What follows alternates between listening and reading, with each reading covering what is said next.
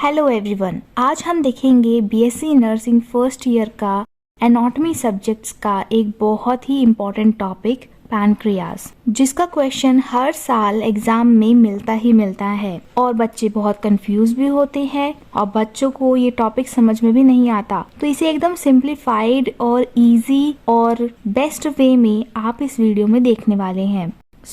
Video start करते हैं। Anatomy of pancreas. The pancreas is a gland that is partially exocrine and partially endocrine. पहली बात तो हमें ये पता होना चाहिए कि ग्लैंड क्या होती है। ग्लैंड्स दो टाइप के होते हैं, एक एक्सोक्राइन और एक एंडोक्राइन। एंडोक्राइन मीन्स जो कि हार्मोन्स रिलीज करती है और एक्सोक्राइन मीन्स जो अपने सिक्रीशंस को पाइप के थ्रू, ट्यूब्स के थ्रू अप ट्रैवल कराती है पूरे बॉडी में। तो पैनक्रियास क्या है?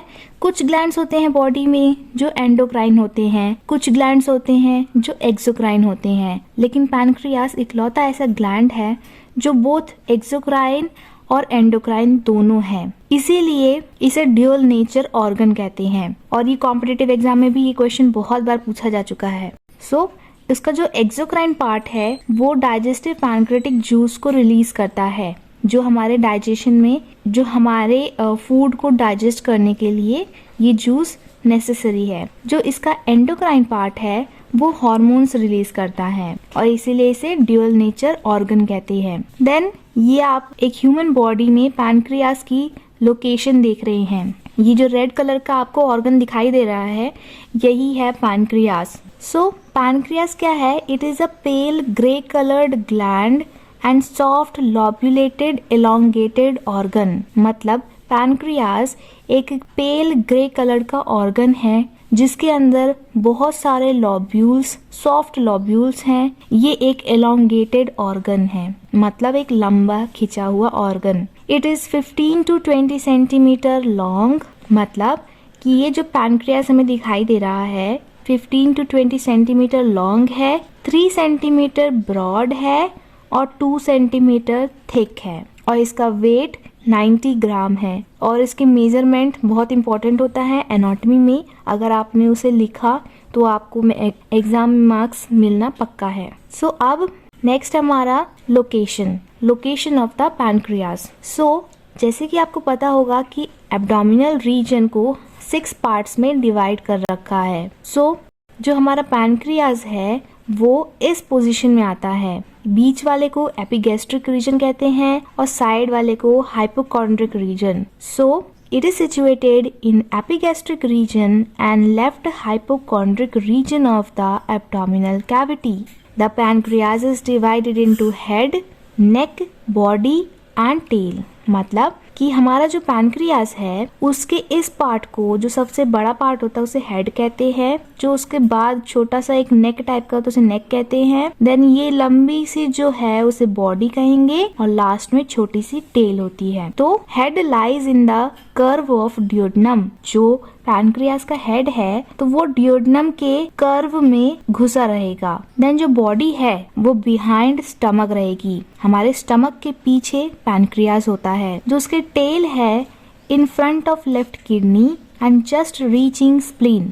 मतलब वो लेफ्ट किडनी के आगे होगी और स्प्लीन को रीच कर रही होगी। देन हमारा है structure of pancreas. This is the structure of pancreas. तो स्ट्रक्चर में क्या है? हमने बताया था कि पैनक्रियास एंडोक्राइन और एक्सोक्राइन दोनों है। तो जो एक्सोक्राइन पार्ट है वो कैसा बना होगा? Consist of large number of lobules. Lobules means छोटे छोटे ऐसे छोटे छोटे पाउच टाइप के, made up of small alveoli. छोटे छोटे एल्वियोलाइज से मिलके इतना बड़ा लॉब्यूल बनता है और each lobule drain by a tiny duct. ये सारे लॉब्यूल्स छोटे छोटे पाइप से आके इस बड़ी पाइप में मिल जाते हैं। Tiny duct unite to a large duct called pancreatic duct opens into duodenum. छोटे छोटे लॉब्यूल्स छोटी छोटी पाइप से आके अपने सिक्रीशंस को इस बड़ी सी डक्ट में रिलीज करते हैं जिसको पैनक्रेटिक डक्ट कहा जाता है। अब बात करेंगे एंडोक्राइन पार्ट की। Made up of microscopic elements called pancreatic islets और आइसलेट्स ऑफ लैंगरहैंस। मतलब कि जो पैनक्रियास का एंडोक्राइन पार्ट है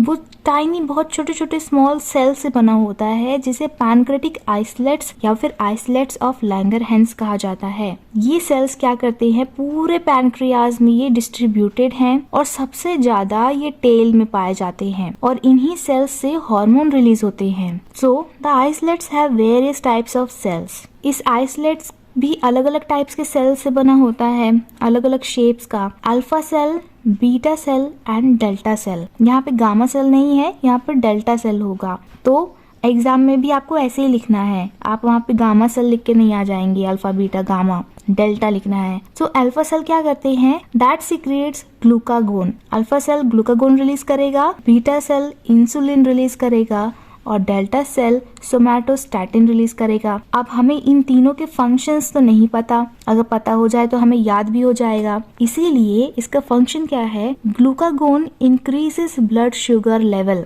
मतलब ग्लूकागोन ब्लड शुगर लेवल को इंक्रीज कर देता है और इंसुलिन ब्लड शुगर लेवल को रिड्यूस कर देता है। इसीलिए किसी पेशेंट को डायबिटीज रहती है, उसका ब्लड शुगर लेवल इंक्रीज रहता है, तो हम उसे इंसुलिन प्रोवाइड करवाते हैं ताकि उसका ब्लड शुगर लेवल रिड्यूस हो सके। तो अब समझ में आया होगा आपको। और सोमैटोस्टैटिन क्या होता है, सोमैटोस्टैटिन इन दोनों के सिक्रेशंस को इनहिबिट करता है, ग्लूकागोन और इंसुलिन दोनों के सिक्रेशंस को इनहिबिट करता है somatostatin. So I hope this is clear. अब बात करेंगे ब्लड सप्लाई की। ब्लड सप्लाई में क्या है, आर्टीरियल सप्लाई। आर्टीरियल सप्लाई में the splenic and mesenteric artery supply blood to pancreas. Venous drainage क्या है, मतलब उसके वीनस ब्लड फ्लो कहाँ से होता है पैनक्रियास का, the venous drainage from the pancreas by portal vein से होता है। पैनक्रियास की नर्व सप्लाई क्या है, the vagus and splenic nerve supply to the pancreas. So that's all for today. अगर आपको पैनक्रियास अच्छे से समझ में आया हो, ऐसे ही और इजीली वे में एक्सप्लेन्ड, और ऐसा एक्सप्लेन ताकि आप इसे एग्जाम में लिखें तो आप फुल मार्क्स पाएं। अगर ऐसी वीडियोस और चाहिए तो हमारे चैनल को सब्सक्राइब करिए और अपने फ्रेंड्स के साथ भी इसे आप शेयर कर सकते हैं, गारंटेड। और अगर आपको किसी भी टॉपिक पे वीडियोस चाहिए तो आप हमें कमेंट सेक्शन में बता भी सकते हैं। So thank you, bye bye and take care.